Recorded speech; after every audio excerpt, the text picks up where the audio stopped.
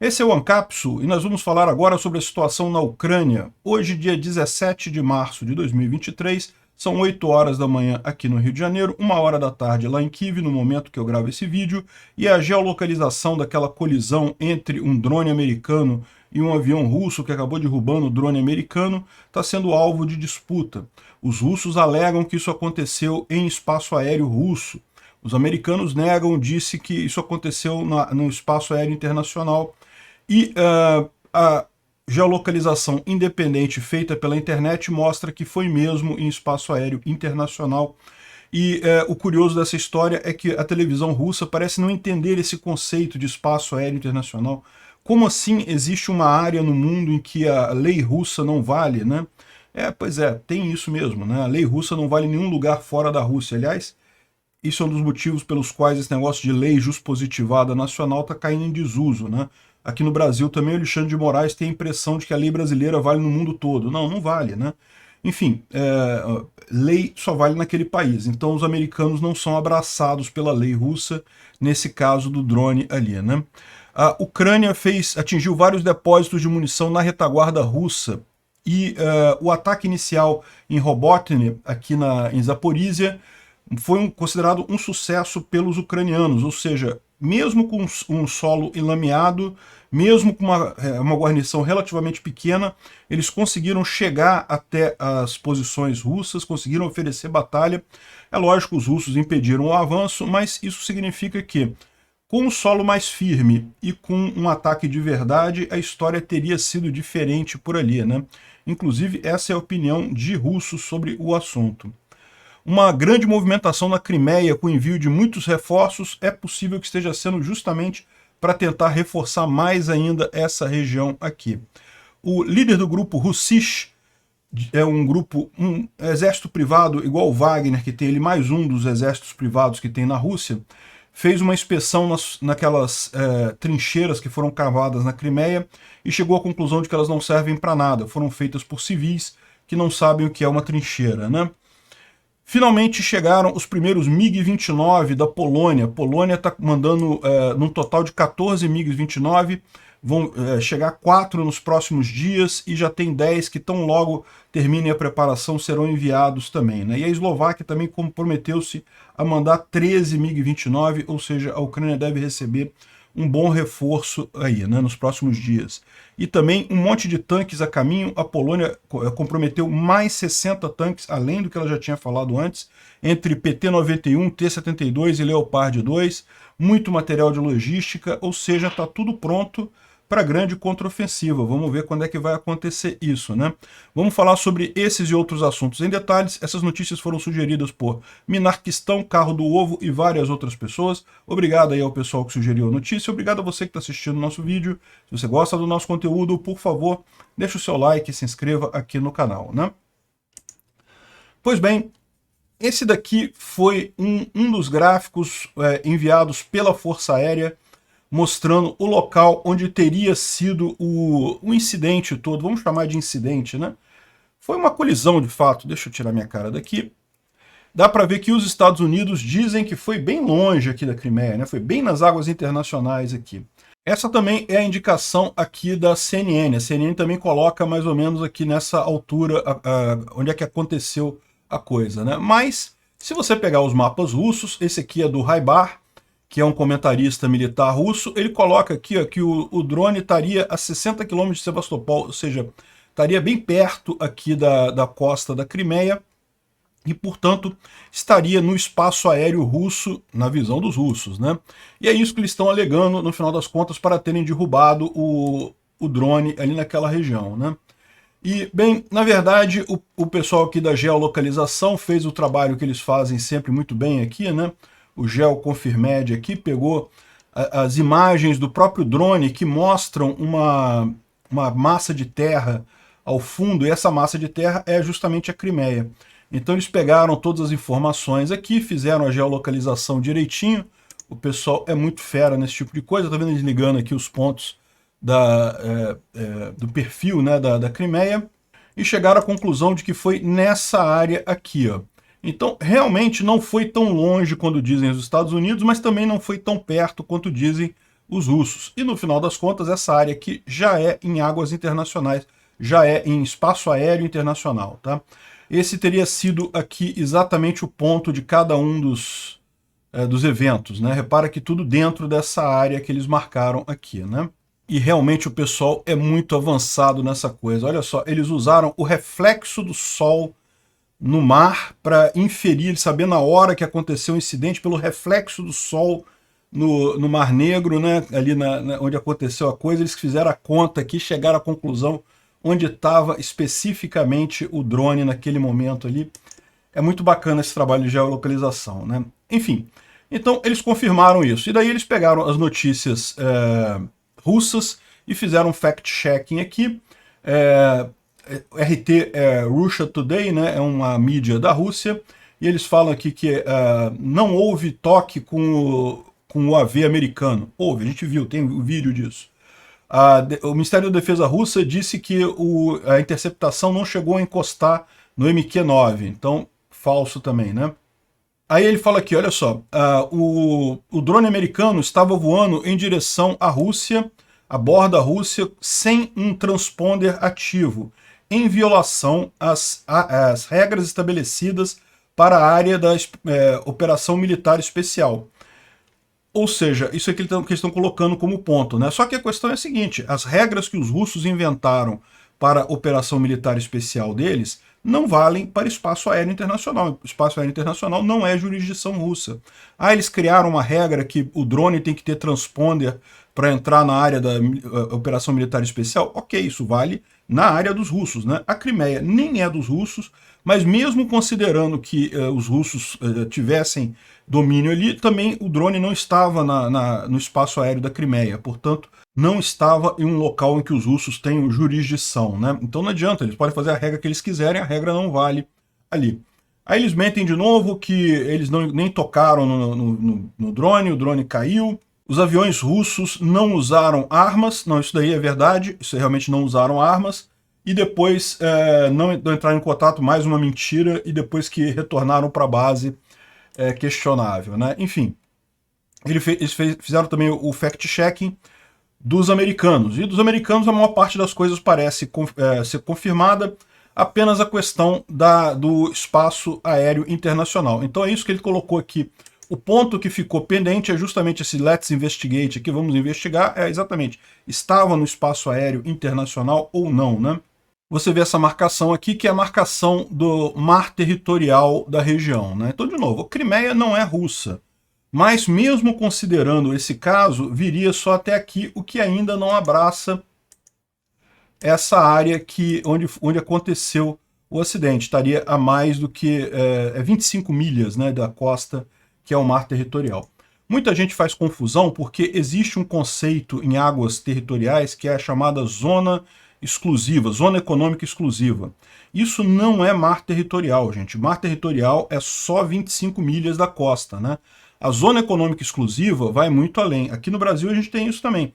Onde tem jurisprudência brasileira é só no mar territorial. Depois, o que vem depois é zona econômica exclusiva. Ali não tem jurisprudência, né?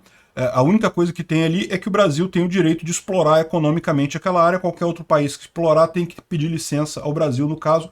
E aqui teria também no mar, aqui no Mar Negro existe uma zona exclusiva econômica aqui, mas de novo, não é mar territorial.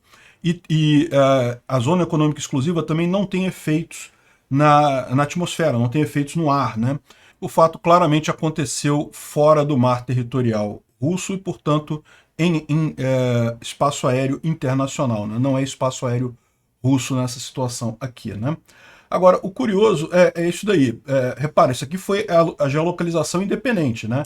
Os americanos falam que foi mais para trás ainda. Os russos falam que foi dentro do espaço aéreo russo, né? Então vai ficar essa disputa aí, mas a geolocalização independente mostrou que foi.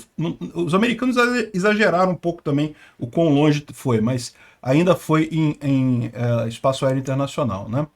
Aí o curioso foi justamente os propagandistas russos discutindo isso na televisão russa ontem, porque né, parece que eles não entendem esse conceito. Não, mas a gente, na nossa operação militar especial, tem uma regra que a gente colocou, que não pode chegar avião sem o transponder e coisa e tal.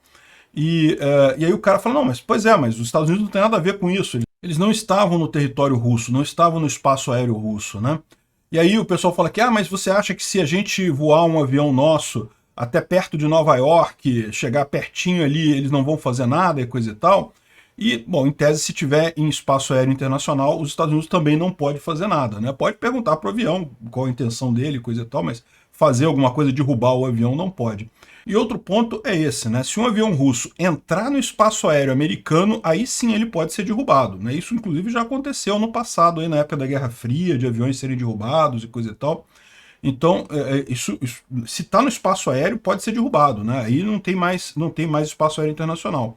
Mas enquanto não está no espaço aéreo americano, não poderia fazer nada. Isso mostra, inclusive, o ponto que a gente falou, né? Justamente por isso que os aviões russos não usaram armas. Se tivesse no espaço aéreo russo, meu amigo, eles podiam usar armas. Usa arma, derruba o drone, ele não precisa ficar fazendo passagem ali, jogando combustível, nada disso. Dá um tiro e pronto, derruba.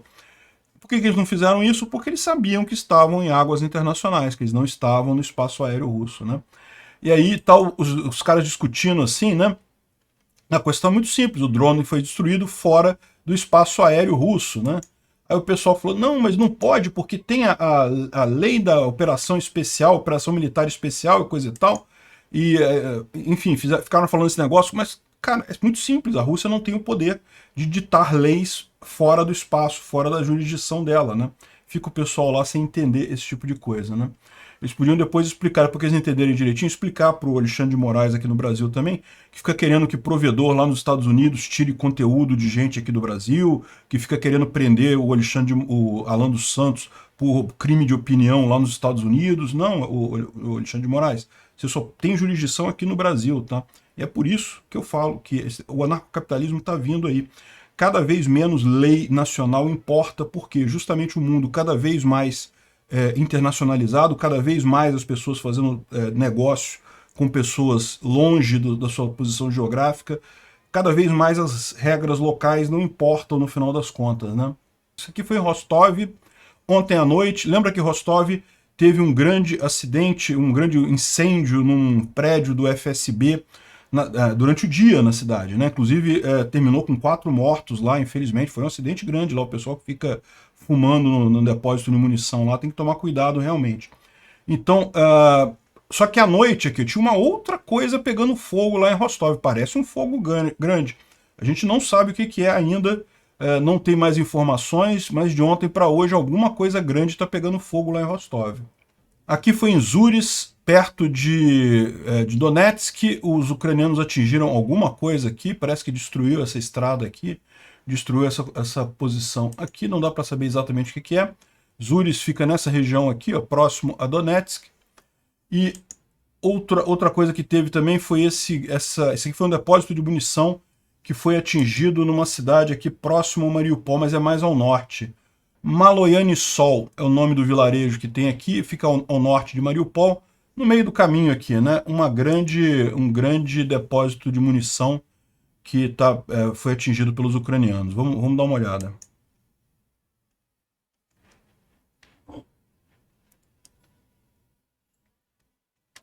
E vocês lembram, ontem a gente falou sobre o ataque ucraniano em Robotny, aqui em Zaporizhia. Robotny fica aqui nessa direção aqui. Robotny, né, eles vieram aqui a partir de Orihiv e avançaram nessa direção aqui, né? E, como eu expliquei, certamente isso foi um ataque de teste. Os ucranianos não conseguiram tomar nenhum território, mas realmente comprometeram pouca quantidade de pessoal e blindados ali, né? E aqui o Dmitry traz uma discussão que teve aí num blogger militar russo sobre o que aconteceu ali. Estão dizendo aqui que as consequências do ataque isso aqui é uma gíria que eles usam, uma gíria pejorativa contra ucranianos que eles usam lá, mas estão falando dos ucranianos. No dia 15 de março, nas posições do 191º Regimento, apenas uma reclamação. Onde estão nossas minas antitanque? Quando a gente vai atacar os campos lá do Dnipro até Donetsk, tudo entra em explosão porque eles colocaram minas em todos os lugares. Talvez os nossos campos não estejam minados porque a gente estava planejando atacar no futuro, né? E aqui ele fala que não, na verdade, aí o outro aqui responde para ele, né? Os autores disseram corretamente que era apenas um caso de reconhecimento por força, ou seja, um teste que eles fizeram para ver como é que estava a defesa russa ali, né? E apesar dos russos terem conseguido retirar esse ataque, ou impedir esse ataque, o experimento foi considerado um sucesso. Primeiro porque foram forças insignificantes e ainda assim conseguiram chegar nas nossas posições, né? Aqui são os russos falando, então os ucranianos conseguiram chegar nas posições russas. Os campos minados não pararam os vários veículos blindados e, segundo, os veículos feitos no Ocidente foram capazes de calmamente se mover através dos campos na primavera, no início da primavera. Ou seja, ele está se referindo aqui ao fato de que ainda tem muita lama lá na Ucrânia, né?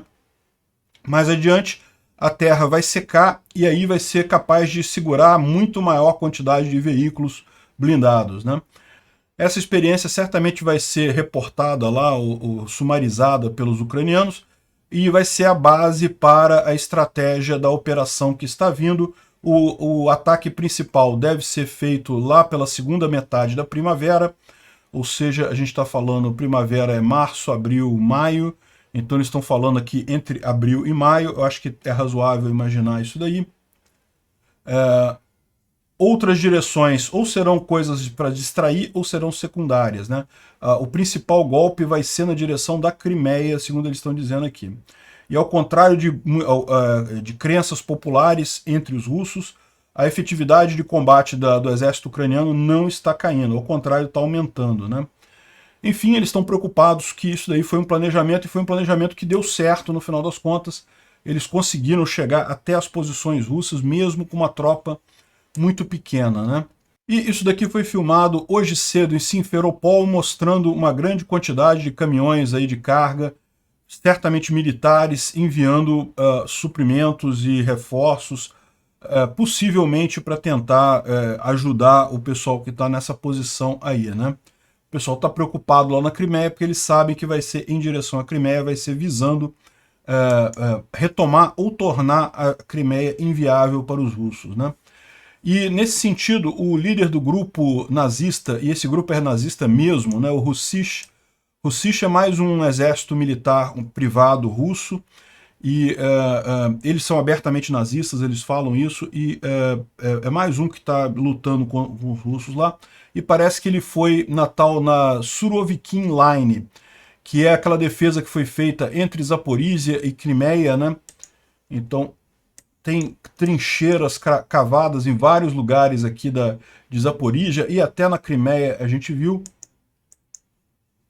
justamente visando impedir esse ataque, ou dificultar esse ataque ucraniano. Só que ele deu uma olhada lá e achou um grande número de inconsistências que vão gerar problemas para os defensores. O grande problema que, segundo ele, é que as trincheiras foram cavadas por civis usando mapas antigos. Então, muitas vezes indo através de terra de local baixo, né? Então, ou seja, isso é um problema, porque uma trincheira é muito menos útil se ela está numa região baixa, no final das contas. As trincheiras anti-tanque estão do lado errado da altitude, né? do cume ali, da parte mais alta, permitindo ao inimigo rapidamente acumular no outro lado. E, enfim, está faltando dreno nas trincheiras, e cobertura contra drones, não tem estradas de chão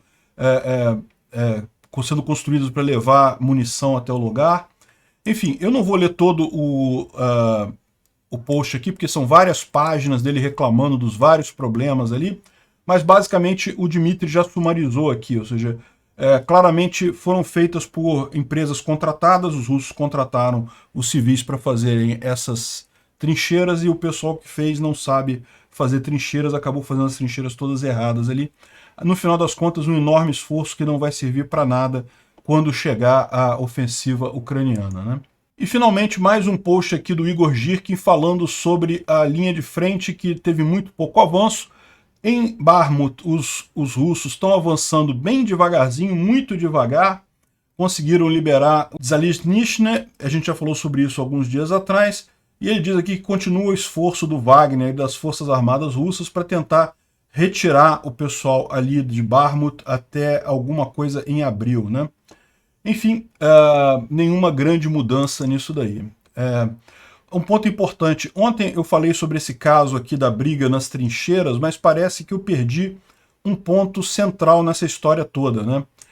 O GeoConfirmed, que é a conta que eu peguei as informações aqui, ele tem uma vantagem que ele é muito detalhista, né? Dá para ver que ele fez aqui o detalhamento segundo a segundo do que aconteceu na situação e acabou que com isso ficou muita informação, eu acabei perdendo esse ponto que o pessoal apontou nos comentários depois, ficou faltando de eu falar, né? E o que foi? Que em determinado momento, quando os russos estavam já feridos, né, que teve um encontro inicial, os russos foram feridos, parece que o comandante russo do grupamento ali pediu uma trégua para levar os feridos para a retaguarda, né? E os ucranianos aceitaram a trégua, só que aí logo em seguida os russos jogaram uma granada nos ucranianos e fugiram, deixaram os feridos e mortos ali na trincheira.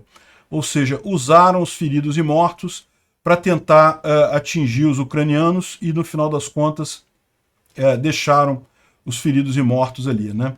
Só mais um exemplo aí da crueldade que o pessoal tem lá no Wagner, né? Não estão nem aí para nada, enfim, realmente é bastante crítico isso daí, né? Eles botam algumas outras observações aqui, que parece que o pessoal do grupo Wagner está muito pouco treinado, um acabou atirando em outro em determinado momento, e o líder do esquadrão não tinha armas, ou seja, algo muito primitivo mesmo que estava acontecendo ali. É realmente onda humana que está acontecendo. E, inclusive, um problema que os ucranianos estão enfrentando lá é porque, você sabe, os combatentes do grupo Wagner, eles usam braceletes de cores diferentes conforme a doença que eles eventualmente tenham, né? Muita gente vem da prisão, então tem muitos com AIDS, com hepatite, coisa e tal.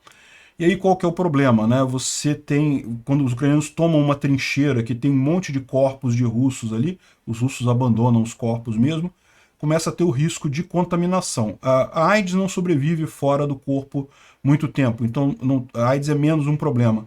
Mas parece que a hepatite ela pode sim contaminar por mais tempo, ela pode sobreviver por mais tempo e corre o risco de transmissão, né? Enfim, é uma batalha bastante suja aqui com o pessoal do Wagner. O Kianin fez mais um vídeo falando que a unidade dele saiu de Bakhmut, mas que foi justamente para a entrada do 93º Brigada, que entrou em Bakhmut para defender a cidade, e eles estão apoiando o pessoal com caminhões e suporte e munição e coisa e tal. Ele está na região ainda, mas não está mais na cidade de Bakhmut, e para ficar todo mundo tranquilo que está tudo bem, que a Ucrânia vai segurar Bakhmut, que vai, no final, vamos recuperar tudo, né? Bom, fazendo um sumário aqui da linha de frente, não teve nenhuma grande mudança também de ontem para hoje. Os russos tentaram avançar aqui em Grianikivka, sem sucesso. Aqui próximo a Kriminá, novamente tentaram avançar aqui em várias direções aqui também, sem nenhum avanço, né? O exército ucraniano repeliu ataques em Kriminá, Kuzmine, Bilororivka, Verkhoyansk e Spirny, né? Todos esses lugares aqui os russos tentaram avançar e não conseguiram.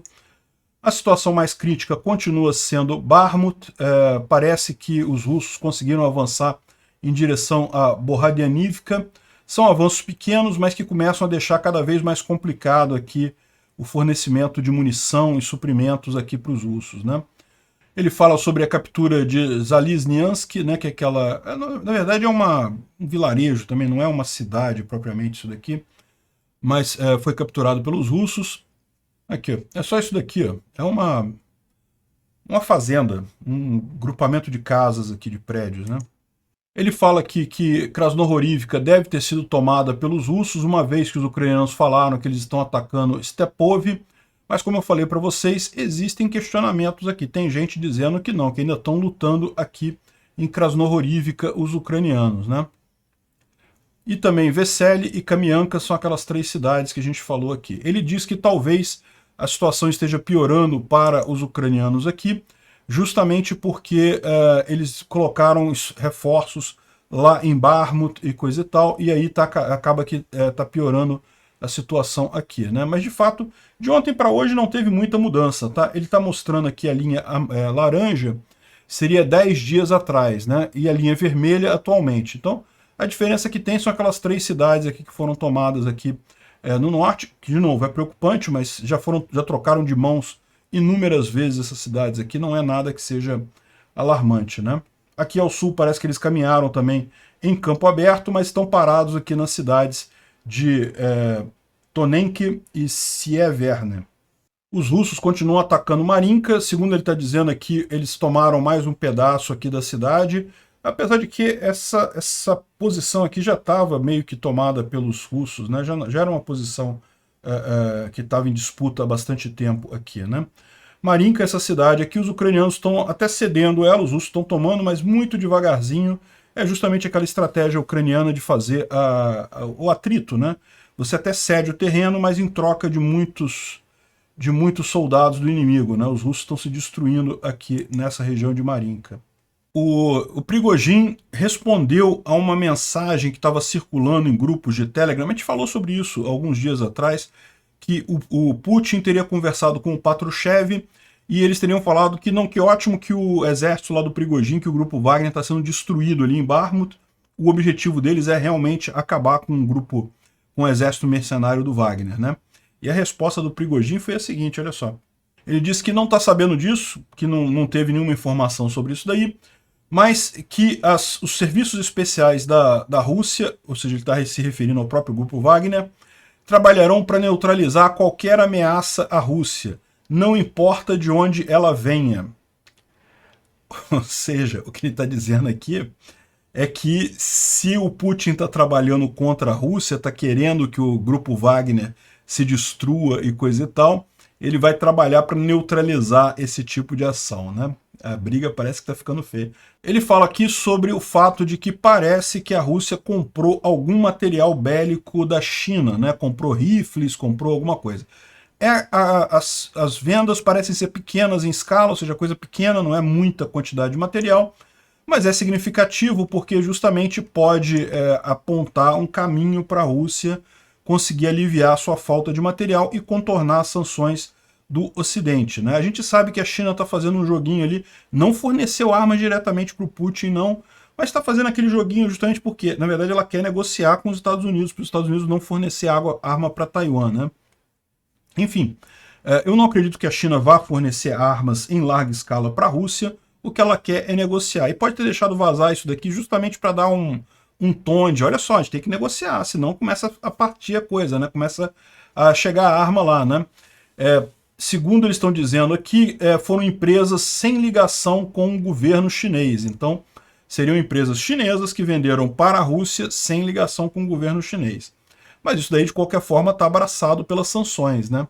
Essa aqui é a matéria que ele estava se referindo, saiu na Político, né? Que tem rifles de caça e coisa e tal, que teriam sido vendidos dos chineses para lá. E como a gente falou, é quantidade pequena, é coisa que não é muito significativa, mas pode ser significativo no intuito do posicionamento do governo chinês nessa área, né?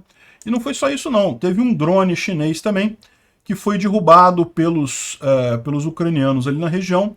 Esse drone aqui pode ser várias coisas, pode ser que os russos conseguiram eles comprando do Irã ou de algum outro país que tenha comprado esse drone da China, ou talvez a Rússia tenha comprado há tempos atrás e agora foi usando. O fato é, não existem grandes quantidades de drones chineses na linha de frente. Abateram teve um. Um só é muito pouco para indicar alguma coisa, mas de novo, a impressão que dá é que a China está querendo fazer essas ameaçazinhas para chamar os Estados Unidos para conversar, né? Outra empresa que ameaçou, que estavam dizendo que teria violado as sanções, foi a Haas, né? E que é uma equipe de Fórmula 1 e tem também uma equipe de engenharia e coisa e tal, mas ela negou, disse que não, que o que tem de equipamento na Rússia foram equipamentos comprados antes da guerra, antes da invasão da Ucrânia pela Rússia, né? Então, segundo diz a Haas, não houve violação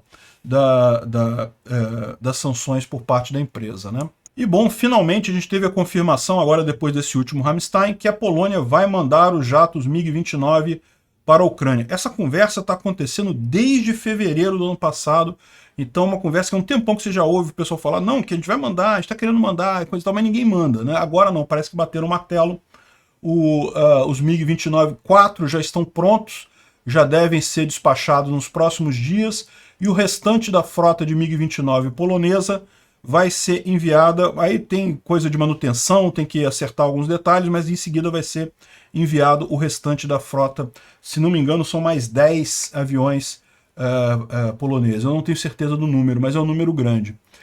Quem também falou que vai mandar os MiG-29 é a Eslováquia, vai mandar 13 MiG-29. Ela tem um total de 14 MiG-29 na Força Aérea dela.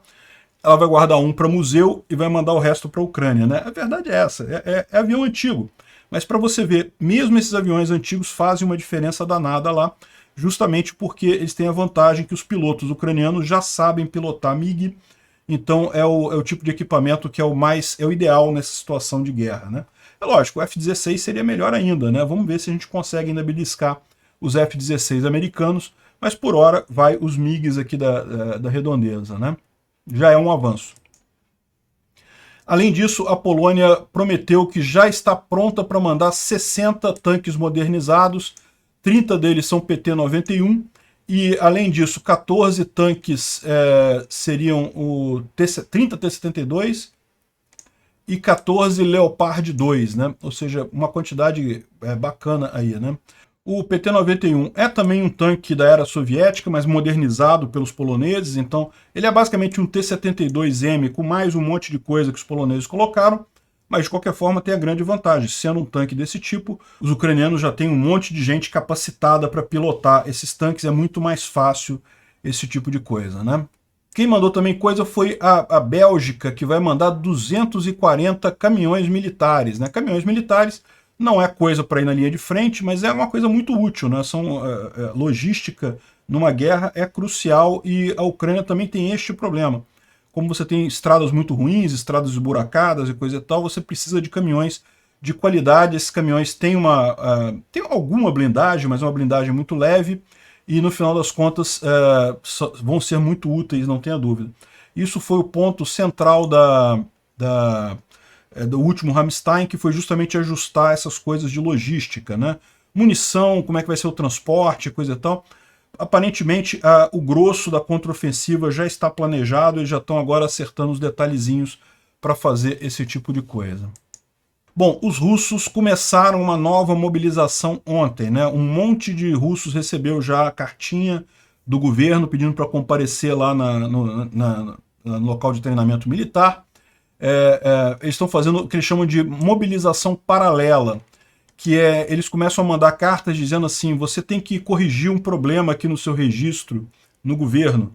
E aí quando você vai lá, entra no local do governo para corrigir o seu problema de registro, eles te falam, então aqui você vai para lá que você vai começar o seu treinamento militar, né? Então é uma forma de mobilização um tanto desleal, mas enfim, é o que eles estão fazendo lá, né? Tá, um monte de gente sendo chamado. Agora, segundo eles estão dizendo, eles estão fazendo isso agora, por quê? Porque eles tentaram fazer aquela mobilização oculta, né? Mandando só os recadinhos para o pessoal aparecer e tal, e não funcionou. Então estão tentando agora essa mobilização paralela. O Putin quer 500, meio milhão de soldados russos, então quer mobilizar mais um monte de gente, e ele já falou que se não conseguir com essa mobilização aqui, que ele vai simplesmente fazer a mobilização aberta mesmo, que era o que estava previsto já para esse ano de qualquer forma, né? Resta saber como é que a Rússia vai lidar com a falta de equipamento, falta de munição, falta de blindados para esse pessoal todo. Vai ser realmente um massacre isso daí, principalmente se você lembrar que a Rússia está vivendo um problema de crise populacional, né? A Rússia já vinha encolhendo muito em tamanho e agora com essa enorme quantidade de soldados mortos lá no campo de batalha, famílias empobrecidas e também o pessoal que acabou fugindo da Rússia por conta da guerra, eles vão ter um problema muito maior agora do ponto de vista demográfico, né? Eu já falei para vocês em alguns vídeos aqui, essa questão da crise demográfica é muito séria, o pessoal não está levando isso a sério, mas isso é algo bastante complicado de corrigir no final das contas, né? Como é que vai ser isso, a gente não sabe, mas o que eles colocam aqui é que isso é até arriscado, por quê? Porque uma das coisas que fez o Putin invadir a Ucrânia é justamente para querer trazer gente, não é à toa que o Putin está sequestrando crianças e levando para a Rússia, né? Ele está querendo resolver o problema da crise populacional da maneira errada, através de cooptação de pessoas. Isso não dá certo nunca, por quê? Porque as pessoas vão acabar saindo da Rússia muito mais do que sendo capturadas desse jeito. É um erro achar que se resolve crise populacional com força. E, na verdade, no final das contas, isso pode até explicar o outro ponto importante libertário que eu falo, né? Por que tanta gente vai para os Estados Unidos e não tanta gente assim vai para a Rússia? Justamente porque a economia americana é uma economia aberta, uma economia liberal, você tem liberdade de fazer negócio. Não é uma capistão, não é um país libertário, mas você tem muito mais liberdade econômica do que em vários outros países. Como resultado disso, você atrai as pessoas. Os Estados Unidos não precisa segurar a população dele, ele está crescendo esse tempo todo, né? Na verdade, é muito fácil ele crescer, é só ele abrir as fronteiras que enche de gente lá. A Rússia e a China têm esse problema, ninguém quer migrar para lá. Cara, tem uma pessoa ou outra que vai, mas o grosso das pessoas não quer migrar para lá, justamente porque são sociedades opressoras, são sociedades com um governo grande. Então repara como é que começa a criar um mercado da liberdade, né? Vai ser interessante para os países se liberar, mostrar uma boa qualidade de vida, mostrar um governo que não oprime a população, justamente para atrair pessoas para lá. Isso vai ser uma grande disputa ao longo das próximas décadas aí no mundo, né? E o Brasil devia se preocupar com isso também. Aqui no Brasil a gente já está com taxa de natalidade abaixo da reposição, né? Ainda cresce a população aqui no Brasil por conta do aumento da expectativa de vida.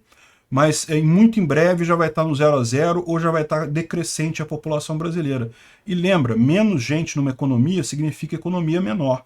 A economia cresce quando as pessoas fazem trocas entre si, quando elas compram e vendem coisa. É isso que gera valor numa sociedade, né? Não é achar petróleo, isso não gera valor nenhum. O que gera valor, o que gera riqueza numa sociedade é troca voluntária, as pessoas comprando e vendendo coisas umas das outras, né? E com menos pessoas no país, você tem menos trocas voluntárias. Ou com governos opressores que acabam forçando trocas, as trocas não são voluntárias e daí não geram valor, né? Quando o governo pega dinheiro das pessoas e dá para outras pessoas ou faz alguma outra coisa, geralmente dá para os próprios funcionários públicos e políticos e o pessoal do topo do governo, né? Então, quando o governo faz isso, ele não está gerando riqueza, porque não é voluntária essa troca, né? Enfim, esse é o problema que a gente vai enfrentar aqui no Brasil também da crise demográfica. O Brasil tem que se preocupar em diminuir o tamanho do governo drasticamente. O governo Lula levando a gente cada vez mais para ditaduras e comunismo, intervenção do governo. A gente só tende a afastar a gente daqui do Brasil, a fazer com que os melhores cérebros, as melhores pessoas aqui no Brasil vão para o exterior. Comunismo não funciona também por essa questão. É só você ver, quando caiu o Muro de Berlim, para que lado que as pessoas foram, né? Todo mundo foge do comunismo. Comunismo não é a resposta. E sim, o Lula é um comunista. É só você ver as medidas que ele está tomando aí. Obrigado por assistir o vídeo até o final. Além de curtir, compartilhar e se inscrever no canal, considere se tornar patrocinador com valores a partir de R$ 1,99. Clique no botão Seja Membro abaixo para saber as condições e vantagens de patrocinar o canal. Mais informações sobre o nosso projeto, visite nossos sites indicados na tela.